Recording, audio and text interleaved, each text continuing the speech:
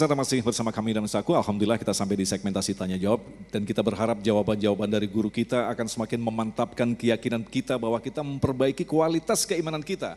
Karena jauh dari Allah maka bersiaplah diturunkan bencana kepada kita semua. Na'udzubillah min dzalik. Pertanyaan pertama akan disampaikan oleh Bapak Mukhlas Suseno yang akan dijawab oleh Kiai Syarif. Silakan. Assalamualaikum warahmatullahi wabarakatuh. Saya Mukhlas Suseno, izin bertanya, mohon kami diberi tips operasional, Tat. Bagaimana agar kita terhindar dari peristiwa negeri Sabah yang tadi diuraikan. Terima kasih. Assalamualaikum warahmatullahi wabarakatuh. Waalaikumsalam. Silakan Kiai Syarif. Ya, Al-Quran menjadi solusi konkret. Dia sangat solutif dari berbagai permasalahan.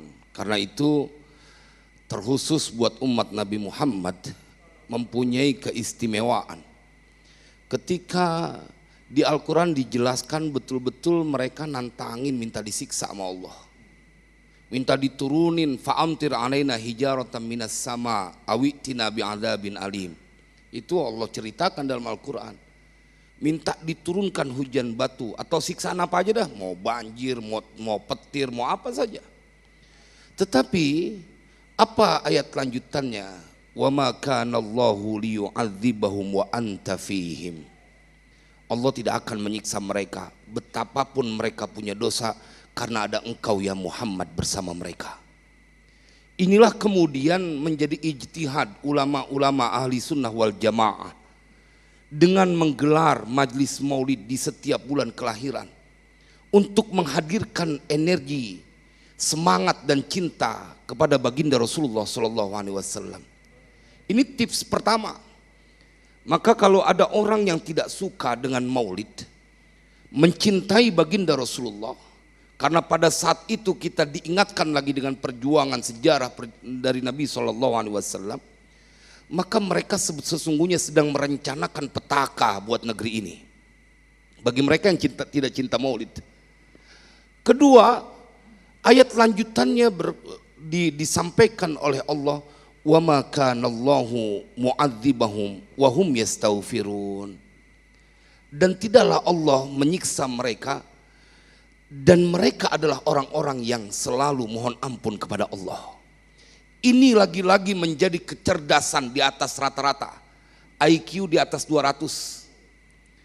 Dari ulama-ulama tanah air kita ketika mereka kemudian menggelar sebanyak-banyaknya majelis zikir. Apalagi bukan hanya kaum bapak, kaum ibu di siang hari. Mereka kemudian berzikir, beristighfar. Dan ini yang direkomendasi tips. Di tengah banyaknya orang-orang yang menyebabkan datangnya petaka, masih ada dari rakyat Indonesia yang mereka kemudian mohon ampun kepada Allah, bahkan bukan buat dosanya, mereka mohon ampun buat dosa para pendosa yang boleh jadi pemimpin-pemimpin di negeri ini. Jadi kajian ini menjadi sesuatu yang akan mengingatkan kita untuk terlalu waspada, tetapi juga jangan terlalu menjadi ketakutan karena kita umat Nabi Muhammad. Kita berbeda dengan kaum Sabah. Kita berbeda dengan kaum Samud, kaum Ad. Kita umat baginda Rasulullah SAW.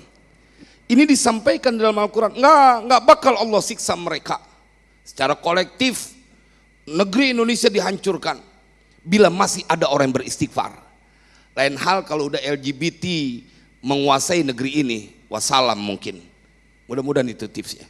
Tapi yang perlu ditegaskan lagi, kadang-kadang di tengah kondisi seperti ini kita suka cuek dan melakukan pembiaran. Padahal ketika bencana itu turun, tidak juga menghancurkan orang-orang yang zalim, tapi orang beriman pun juga terkena bencana, Kiai. Ya, karena itu Al-Quran mengingatkan kalian perlu hati-hati dengan siksaan yang tidak hanya mengenai pelakunya saja. Al-Quran juga memberikan warning.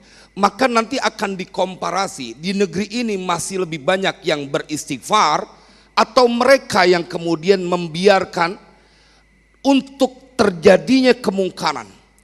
Nanti kita akan kaji sebab-sebab terjadinya kehancuran negeri ini.